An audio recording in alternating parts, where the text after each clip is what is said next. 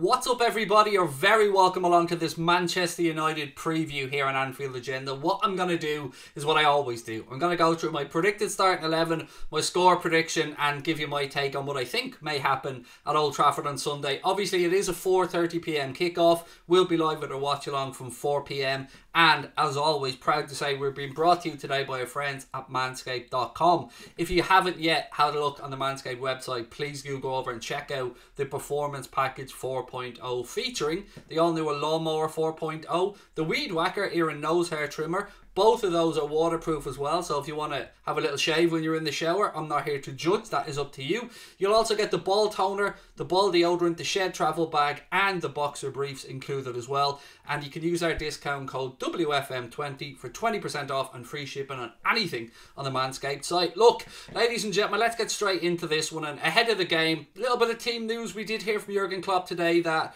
Thiago has unfortunately been ruled out of the game, so no Thiago. Curtis Jones has been back training, so he's going to be available for the gaffer. From a United perspective, there's been a bit of talk from Ole Gunnar Solskjaer that maybe Bruno Fernandes might miss the game. Do I think he misses the game? No. I think he shows up and plays, to be honest. I think maybe it's a little bit of a mind game, but it looks fairly nailed on. Rafa Varane won't be playing in the game. I also think, we were touching about this on the LFC transfer room video I did with the lads earlier on, I also think that they rushed back Harry Maguire a little bit too early. But with that in mind, I think form goes out the window in these games. I'm old enough to remember Liverpool rocking up to Old Trafford and, you know, throwing the spanner in the works when United were winning Premier League titles and winning doubles and winning lots of trophies. And I think it is a cliche, but if there is going to be a game where Ole Gunnar Solskjaer gets a tune out of these players, surely it has to be Ronaldo's first game back against Liverpool at Old Trafford on a Sunday evening kickoff. I'm a little bit worried as well, by the way, and I want to put this out there before the game so I don't sound salty afterwards if my worries come true. I'm worried about the refereeing appointment for the game. I don't like Anthony Taylor being from Greater Manchester and being involved in the game in any way, shape or form, let alone being in the middle. And we add to that Stuart Atwell on VAR. Now, you know, those of you who remember Stuart Atwell's antics will understand where I'm coming from on this. He, in my opinion, doesn't like Liverpool very much. But you can balance that, I suppose, a little bit with Mike Dean being the fourth official. My only argument there would be, how much input can a fourth official really have in a game? So, for me, bit of a strange one from the Premier, or PGMOL, I think it was, who appoint the officials. But look, I hope that we're not talking about Anthony Taylor or Stuart Atwell or the fourth official either, not Mike Riley, Mike Dean. I just think there's a case to be made for not having anybody from the area in charge. And look, I know people have spoken about Mike Dean refereeing Liverpool games before as well. I think that's a fair point. I don't think that should stand. But we're here today to look at the predicted 11 for Liverpool's perspective. And we'll start off with a score prediction, ladies and gentlemen. There you can see it now on the screen. I think Liverpool just about get the job done at Old Trafford.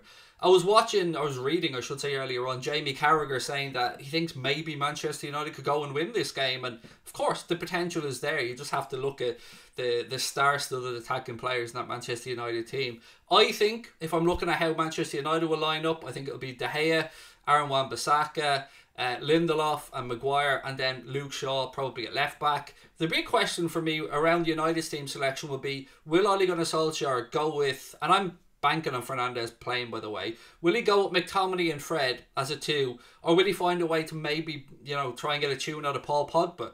I don't know. I think from the United fans' perspective, they seem to be almost certain that it'll be McTominay and Fred with, let's say, Bruno Fernandes, because I think it is a little bit of mind games from Solskjaer on that one. So Fernandes then playing in the advanced attacking midfield role, and then probably Rashford, Greenwood and Ronaldo. I think that's probably how Manchester United line up. A little bit more difficult for me to pick the Liverpool team because, look, the back five almost picks itself. So we'll start off with the goalkeeper and the centre-backs, obviously Alisson Becker, and then Virgil van Dijk and Joel Matip.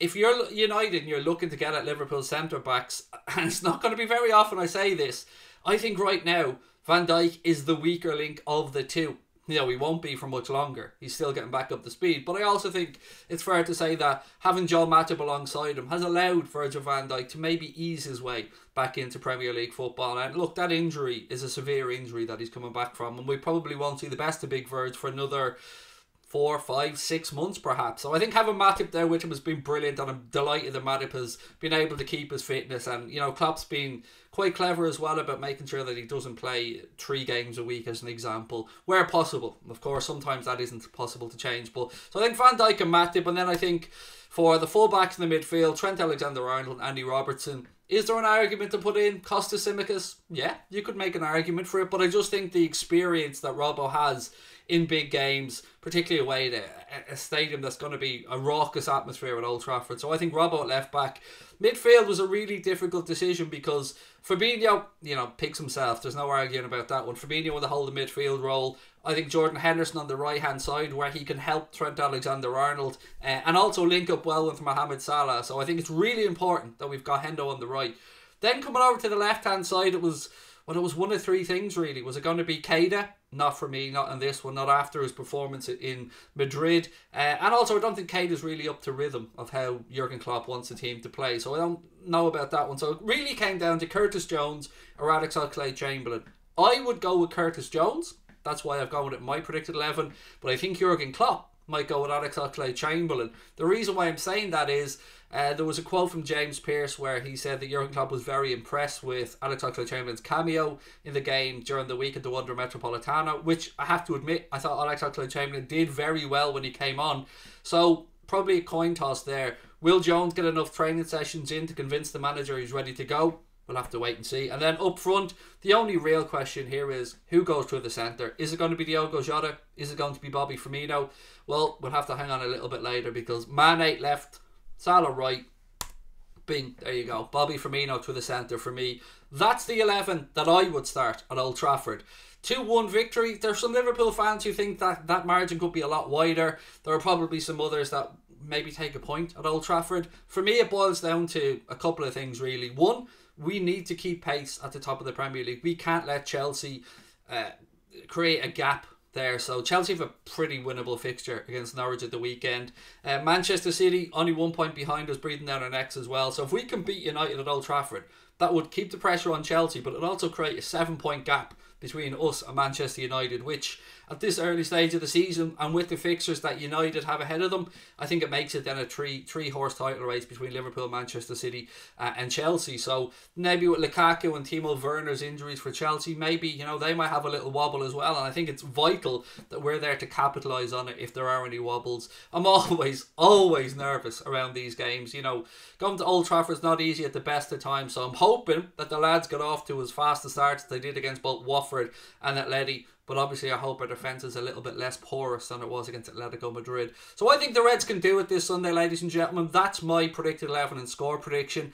Again, I want to tell you guys that we'll be live for a watch-along of the game starting at 4 PM on Sunday. So I hope you can join me for that. We'll have a full post-match as well. I'm going to be joined by Paddy Murphy and Kyle from Nothing But Red for the post-match show as well after the game. And yeah, lots of content coming up. Tonight, if you're watching this, actually no, you won't be watching this tonight, will you? Because this will be going out on Saturday when we have a day off. So again, I hope to see you guys tomorrow for the game. Massive shout out to our sponsors as well. Don't forget 20% off and free shipping anything on the manscaped.com site with our discount code WFM20. I really